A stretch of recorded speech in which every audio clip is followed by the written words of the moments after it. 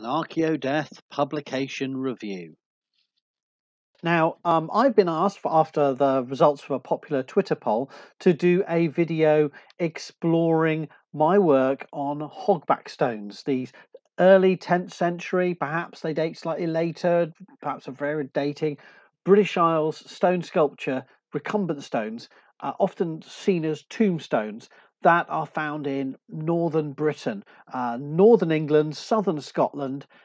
We also find a few outliers, one in Ireland, one in Wales, and a few in Cornwall, and some further north in Orkney, Shetland, and but on the whole, that northern British focus. And the Twitter poll said I need to do another video on these. I want to take you and explain that I've already addressed this topic through a series of existing videos.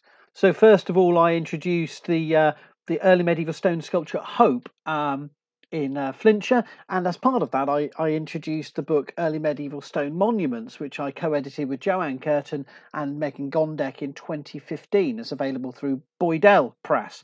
And as part of that, one of my chapters in that was about hogbacks, and in a separate video I sort of introduced hogbacks and what I say in that 2015 video. And what I actually discuss in that chapter is how hogbacks are a form of solid space, how they evoke the idea of an accessible, inhabited tomb through their architecture and their end beast that protect them. So I explain what hogbacks are, sort of 1.5 meter long on average, bow walled and bow roofed stone carved monuments that evoke architecture and have these different types of end beast, some of them looking distinctively ursine or bear-like. And then I suggest that what this tomb is about is creating a protected space that you cannot access because it's solid stone, but it evokes that sense that there's a protected canopy, a protected identity within that monument. So I suggested that was a very powerful mnemonic device in 10th century northern British elite funerary commemoration. You're treating the dead almost akin to saints, but you're giving them this dwelling identity within the churchyard.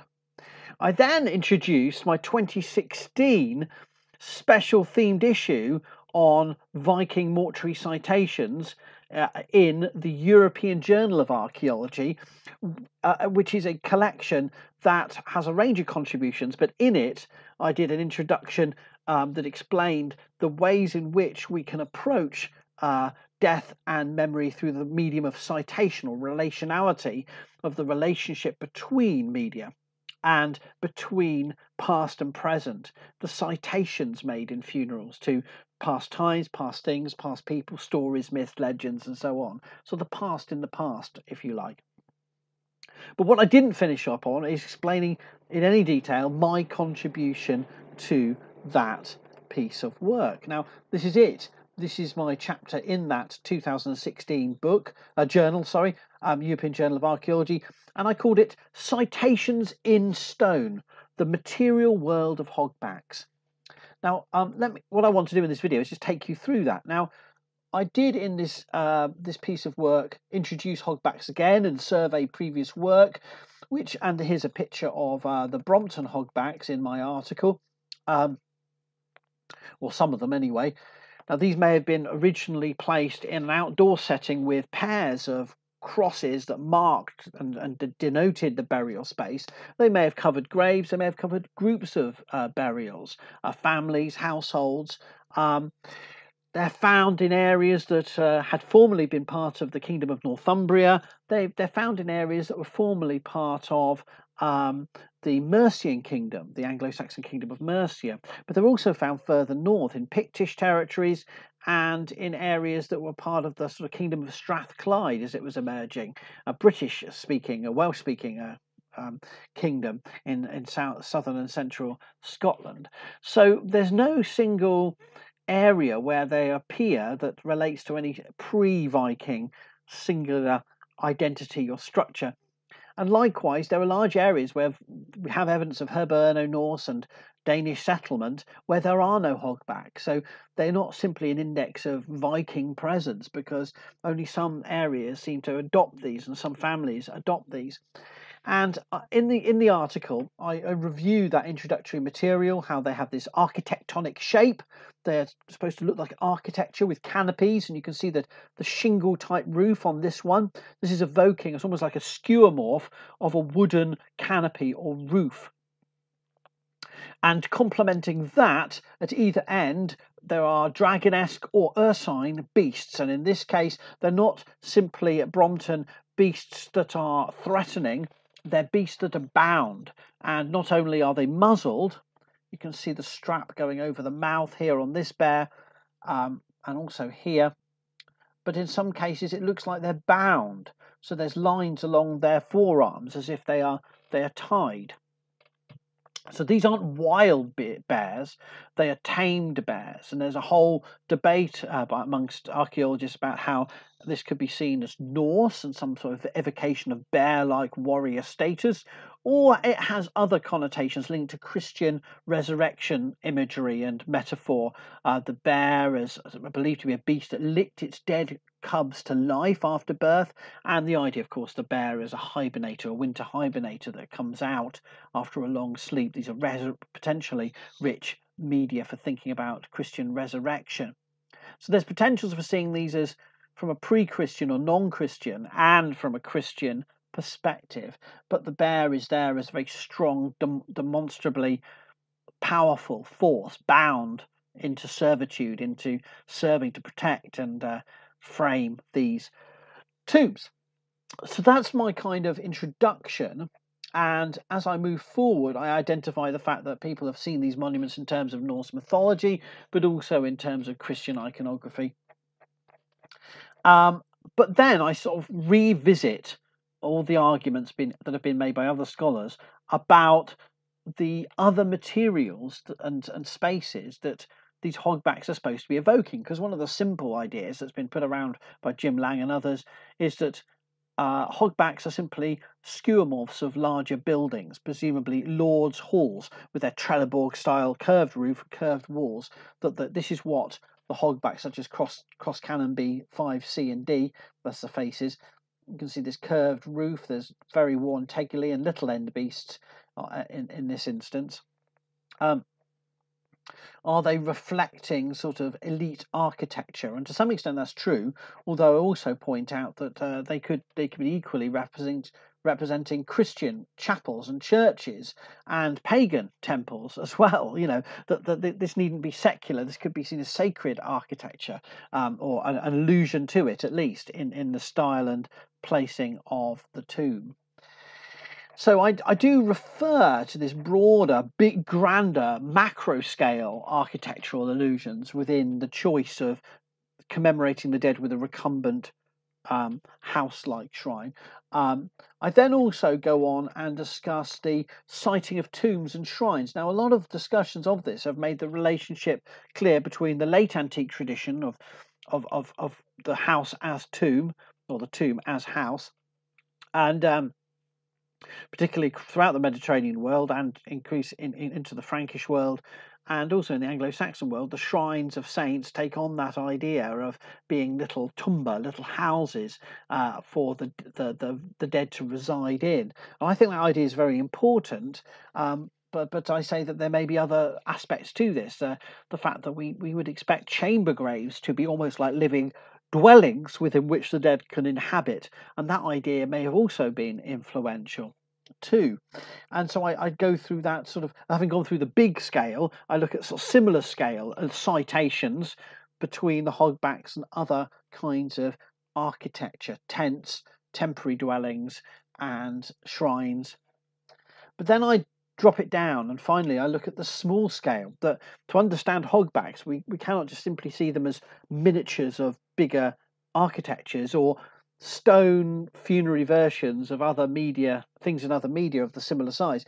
We also have to think about the rich material world of small things in the Viking Age, and the way in which the architectural shape of a house or a hall was an important theme that cross-cuts, and particularly a building or an architectural structure protected by beasts, not only finds its allusions in Christian ecclesiastical or sacred objects, such as the house shrines that we find, particularly from Ireland, but would have been prevalent elsewhere, to carry the relics of the saint within them. But also a range of other items, combs, striker lights, and brooches, sword pommels. And I suggest that therefore the hogback stone would have been understood by contemporaries not only as not simply as a miniaturized hall or chapel or church, not simply as a stone version of other types of tomb and shrine, but also in relation to this material world of small things. So I come up with this diagram to try and articulate this in simplified terms, some sort of sketches of broadly Viking Age things, 10th, 11th century things, a few things a bit earlier there, to make the point that ecclesiastical, insular, through to Viking, pagan, Norse, we have macro scale, same scale, and micro scale citations going on in the Hogback's form. In other words, the Hogback is not simply alluding to one other kind of material, it's doing its own thing. And as David Griffiths has argued, these are probably very personalised commemorative statements. No two Hogbacks are the same. And I think that's a very important point to make, that rather than trying to lump them all together and come up with a single explanation, thinking about them as adaptations of not simply one other kind of material, but everything from amulets, saddle bows, dress accessories. I think these oval brooches, we often have beasts represented on them, while different in shape, are actually a kind of similar conceptualization of a protecting, arcing form to the hogback, right up to sacred architecture, secular architecture, boats, beds, coffins, tents and chambers, as well as shrines and kists. So we have to think of all those different scales. And my conclusion is, while scholars of early medieval stone sculpture have long explored the rich interplay between stone sculpture and a range of other media, to date, research has not considered meshworks of citation as an active and discursive Viking Age commemorative strategy, straddling form, ornament, and also the interplay between different materials. Now, that's a bit of a long-winded way of saying that hogbacks are not simply skeuomorphs of metal shrines, or they are reductions of microcosms of miniature houses. They are setting themselves up as a powerful commemorative medium because they have allusions to so many other materials circulating in the Viking world. So if you're used to carrying a sword at your hip with a sort of hog-backed pommel, whether you use a hogback style comb to comb your beard and head hair, whether you have a casket that is also of comparable shape, as well as live in a building and go to church and experience that kind of protected, arcing shape with an elaborate beast at either end in different scales, then you would have understood the hogback in relation to that material world, not simply relation to one ecclesiastical and Christian and insular type of material culture, or in relation to a pagan Norse military or secular kinds of material culture. So the hogback, I suggest, is powerful not because it was a tomb commemorating just Vikings, or a tomb commemorating just one other particular group. Understanding how the variation may come from, may be helped by a better understanding of the fact that there was no single source for this idea, that it was actually drawing on a wide range of other material cultures. So my conclusion is the Viking Age in northern Britain was clearly a world in which a myriad of different architectonic and beast-guarded containers circulated, were displayed and consigned in mortuary environments. By citing and enhancing this material world in different fashions, specific recumbent stone monuments constituted and protected tombs configured as architecture framed by beasts. And I think this offered security, and it protected the dead in a spiritual as well as a physical sense, but also promising intercession between the living and the dead. It sort of set up that dialogue with the elite in the church context as protected by this powerful form. So that's a quick summary of an article I wrote in and got published in 2016, my second hogback paper. In future videos, we'll move on and I'll look at my third hogback publication, looking at the West Kirby hogback. And I must confess, I've got a few more up my sleeves, taking the interpretation here of thinking about that broader material world of hogbacks, and that in turn building on the concept of solid space. They're playing a game with how you think about space and its manipulation in the mortuary environment. And I have some further ideas to build off that, and I will probably be publishing them in the next couple of years. So I hope that's of interest to you and sets out and explains my 2016 article. Do subscribe to my ArchaeoDeath channel. I'm doing okay, I think, with 225 followers at the moment, subscribers. TikTok's ahead of me now. I'm up to into the thousands of followers now. But I think YouTube for these longer videos is serving a much more niche purpose. I appreciate, but I think it's a very important purpose to give you a sense of some of my ongoing research and ideas in the fields of death memory and commemoration. But in this case, focusing on the early Middle Ages. So keep watching or subscribe if you haven't already. And thanks for your time.